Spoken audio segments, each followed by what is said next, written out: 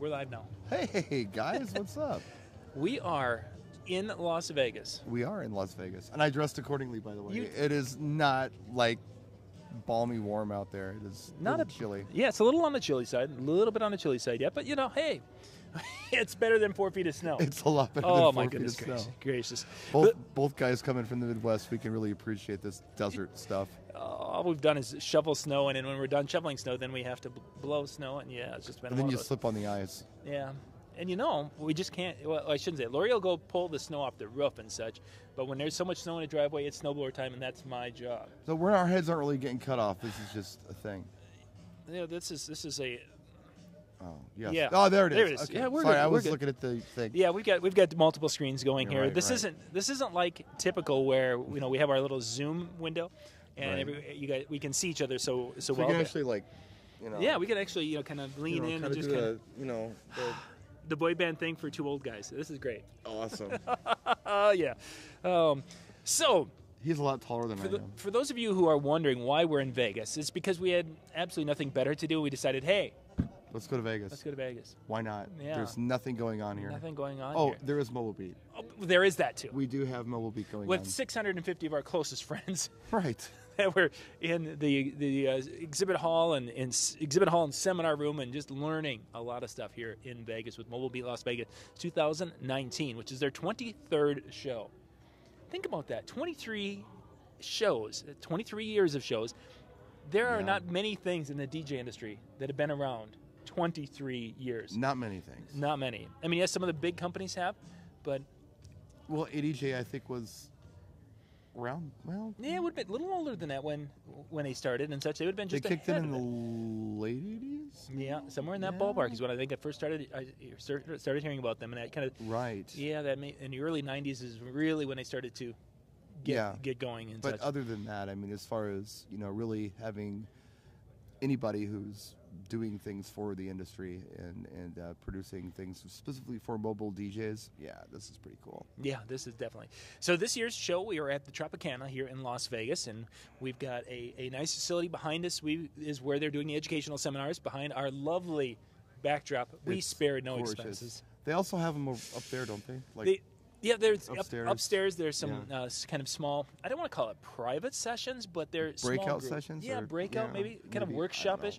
Mike Walter's doing an MC workshop up there, which, hold the microphone right, don't spit, and don't pop your piece. Okay, there we go. Maybe that's my microphone workshop. Done. Don't take our microphone workshop. It's going to be really short. Do as I say, don't do as I do. Exactly. Because I have no idea what I sound like right now. I have no headphones on. It's tripping we can't hear anything. All we're seeing is a little LED bouncing there. We're rehearsing or something. Yeah, exactly. But John's experience at this show is probably different than my experience at this show, which is, I'm kind of hanging out. Mm-hmm. I'm not here representing anybody in particular.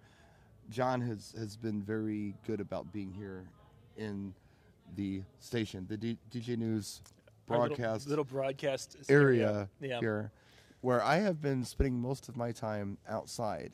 One, because I can't go outside. That's kind of nice. Yep.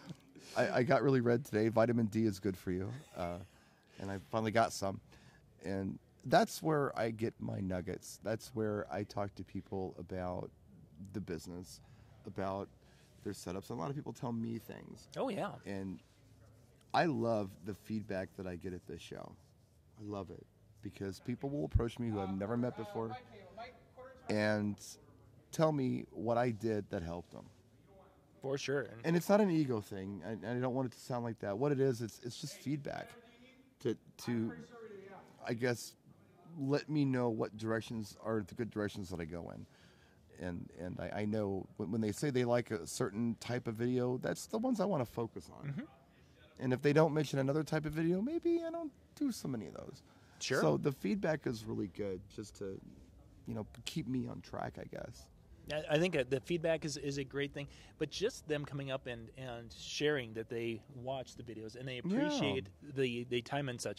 Because sometimes it does. We're on a Tuesday night and we do the show and life was hectic ahead of what we're doing. Yeah. We get together 5 minutes beforehand.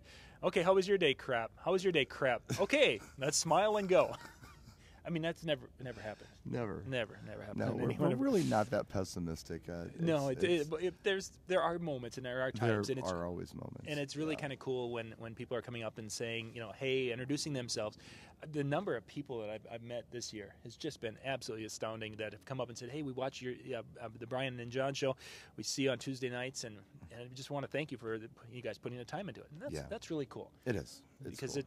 that means that our efforts and our time are helping in some cases. Sometimes it's just when we're sharing ideas and we're lamenting something that didn't work right for us last Saturday night at a wedding or something. It's part of that building that sense of community, I guess, is really what's kind of cool for me. And the truth is that we do this because we like doing it. Pretty much, yeah. We enjoy talking on Tuesday nights. We like doing this. It's our excuse to just kind of hang, and we've become really good friends. We were just talking to Bar about this. Bar was asking me, he's like, how long have you guys been doing this? God, I don't know. John wanted to do like 3 weeks, and it turned into like 6 years. Yeah, it's been a long time we've been doing it. And we just keep doing it.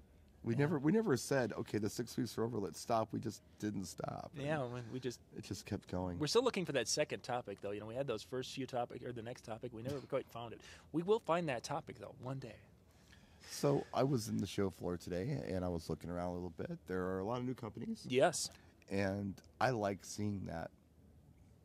What's happening, I believe, with the trade shows is kind of similar to what's happening with America's shopping malls. Because what you had in America's shopping malls, you had Sears and Penny's and like Macy's, whatever. When the anchor stores go, some of the smaller stores in between suffer. And I think some of the anchor stores have closed down here. But the small stores are still really cool stores. It's not like the mall where it's like something dumb like pretzels, There's actually good stuff in here.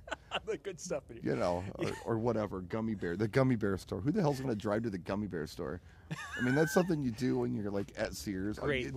This guy would drive to the gummy bear store. We have an audience of one, by the way. We do. We've got our audience. We have a live audience of one. We want to thank John for being out here. Yeah, this is very nice. He's here showing his support for us. Yeah. But anyway, so yeah, there is that part of it. So a lot of people go in and say, wow, it doesn't seem as big. And it's like, well, you know what? Aside from those 3 big companies that aren't representing like they used to, it's the same. Yeah, and there's a nice variety there. We've got some photo booth things. There's some speaker companies in there, some lighting companies in there, different auxiliary businesses that can connect with your DJ business. Yeah. So there are a nice variety of companies. Now there may not be everybody there, but you're going to get some hands-on time. Yeah, and I think a lot of it like it's regional. So DJ Expo, you're going to get companies that are based out of New Jersey because it's right down the road from them. They can just come and do the show. And I think it might be kind of the same thing with the West Coast. I mean, there are companies that are out of Los Angeles, and they're going to very easily be able to come here and do a show, whereas some of the folks on the East Coast aren't going to be here. Yeah, for sure. So you're going to see different stuff at the different shows. Yeah, and I think that on the East Coast, there's also some major dealers that are very prominent in the industry, and that's where they're based. So it's easy for them to get there, which means it's easy for the manufacturers to help support them and get that booth and be able to sell on the floor. Especially European-made products. True story, yeah. I'm thinking like LD, FBT, RCF, Ape Labs, all of those companies are made in Germany or Italy or somewhere.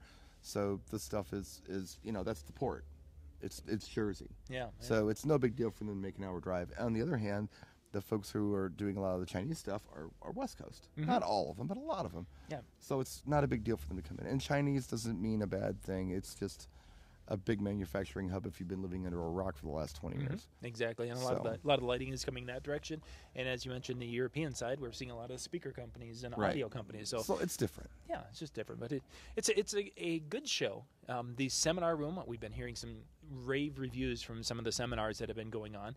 But today, they kind of ended about noon or 1 o'clock to 2 o'clock because the exhibit hall opened. Yesterday with day one, people just couldn't stop talking about Mike Walters' presentation. He was one that was up on stage and just delivered, and we've talked about it on the live streams and such, so I don't want to beat that one to death. But it was just it was a good kickoff day. Exhibit hall today, and now tonight, probably the biggest thing at Mobile Beat. I mean, I don't know if there would be a bigger event at Mobile Beat than Jay Brannon's birthday party. No. I mean, that's why we're here. I mean, the rest of this, you know, the education, the exhibit hall. It's Pastor Jay's birthday. And I don't know if I'm at liberty to tell you how old he is, but let me just put it this way. He looks incredible for 29. He looks incredible for his age. If I told you guys how old Jay was, you'd probably think I was lying to you. But yeah, he's older than both of us. Yeah. I'll tell you that. And that's saying something because we're not young. No. Young but guys anymore. He's considerably older than both of us. What time do you need us out? I think they're getting ready to shut all this down. Can we get 5 minutes, you think? Yeah. Okay. So we got about another 5 minutes. Wow. It's a short show. Okay, since we only have 5 minutes, let me condense everything go ahead. that I did. Just really quick. I was paying attention, believe it or not, John. When I went in there, what do you think my focus was in the expo hall? What was I looking at? The biggest thing that would have to be the lights. Rasha's lighting was one of the biggest focus parts. Never even went in there. Really? No.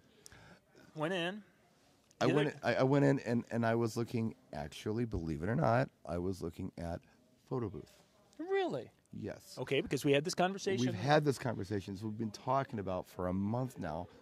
And I kind of came in and I shook everything up and said some stuff. Yeah. But I'm trying to see this as something that would be profitable and beneficial to the DJ. If you're a photo booth operator, that's one thing. You can run your photo booth. But DJs have a passion of DJing. And they don't particularly have a passion of photo booth. But they have photo booth thinking, okay, I'm going to make money at this. I've done the numbers. It's very difficult to see where you can make money with this. The way that I was doing photo booth with my daughter back in 2011. Yeah. But no promises here, but we might have seen something in there that maybe I can fudge the numbers a little bit for it to make sense. And if I can do that, like I promised, I'm on board. Mm-hmm. And I might be close to that. Nice. Yeah, when I went through and did the walk around, I saw a couple of potential options now that you're mentioning that. So I'll have to pay more attention to them tomorrow. It's probably nothing different than what you've seen already, but I really am just trying to figure out, you know, how if you're a DJ who's in for it for the passion, you just love music, fine. But if you're in this trying to make some money at it and you want to add a service, maybe there's a way to do this where we can do well. Mm-hmm. But maybe we can't do it like we were doing it before. Maybe it's got to be a little different formula. So I've talked to some folks in there, and I kind of know what the prices are. We've talked about some things maybe we can present to the industry. There might be something there. Yeah, very nice, very nice. Continuing on upsells, obviously photo booth being an upsell, we have Projectogram was in there, and Jim Weiss was showing off some capability with projecting gobos and monograms and such. So that's kind of cool. It's always nice to talk to someone who does this and does this professionally. I mean, he does it. This is what he does. Yeah, it's neat stuff. And as he's showing, you know, the projector at an angle and how he can keystone correct and all the different things, it's like, wow. I like it when I can get my projector so it's right in front, and because I barely can make that work. So, then of course uplighting. There's numerous companies that are having uplighting, which is always a popular thing. Did you see this sparkle effect is still the JMass? Yeah. Yeah, I saw it from a distance. Yeah, I did too. They were so loud in there for a while, but yeah, that was really kind of cool. There was another upsell thing that was in the back there that I was thinking. Oh, foam. Did you see the? I saw it, but I didn't pay much attention. I was more focused on the flubble. Or the flobble. I figured that one we'll head to that because you talked about that. I'm just mesmerized by it. And I just share something with you. I was talking to the rep there, and I said, I really like this. I have no idea how I would use it, but I really like it. And he said, I don't either.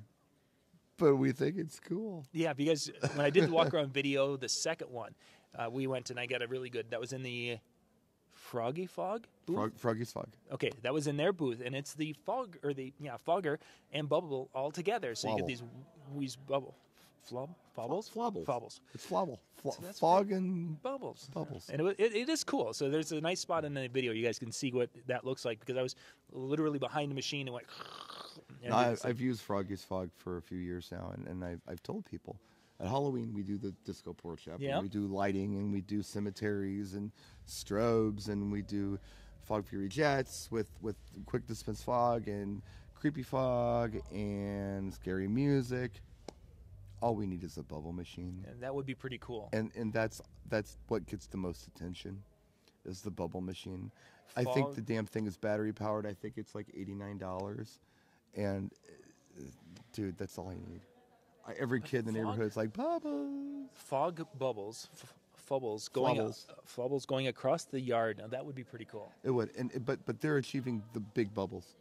Oh. I did a homemade flubble thing. Yeah. like a week ago. You've been working on that, yeah. Well, I was playing with the idea. It was just an idea. I can't get those kind of bubbles. I didn't see what the little. It was like I got a couple little bubbles with fog in them, but they were so heavy, and I was just putting my hand in front of the machine just to see what the wind power coming out of that thing was. They worked on that for a long time. They did a great job with it, and I have no idea how we'd use it, but it it's is really cool. It is very cool. Getting back to the Sorry. the foam. No, that's quite all right. I wanted to hit that too. Okay. The foam in the back. It was this cannon that makes foam party, or basically those times you've seen where they put kind of a little containment wall and they fill it full of foam and have this. I didn't think some refer to it as a foam dance, and some have been a snow dance and such. At colleges, it's been a big thing. I always thought that those things were hugely expensive, but for under $1,000, you can get one that would fill a nice size area. Yeah. It was really surprising. Granted that the foam stuff is a little not super cheap, but it's not that bad. But It's not something you do all night either. I can envision that as being something that you set off at like quarter till when you're done, and all of a sudden it's like one of the grand finale things. You just foam the room out. yeah, that would be pretty cool. And It'd be funny. It was just this big tube or whatever of foam just going all over. It's pretty impressive. But I'll have to look at that closer tomorrow. yeah, That does sound kind of fun. It was pretty impressive. So, well, gang, we're gonna have to wrap it up because security is starting to push everyone out of our space here. I thought we had a little bit more.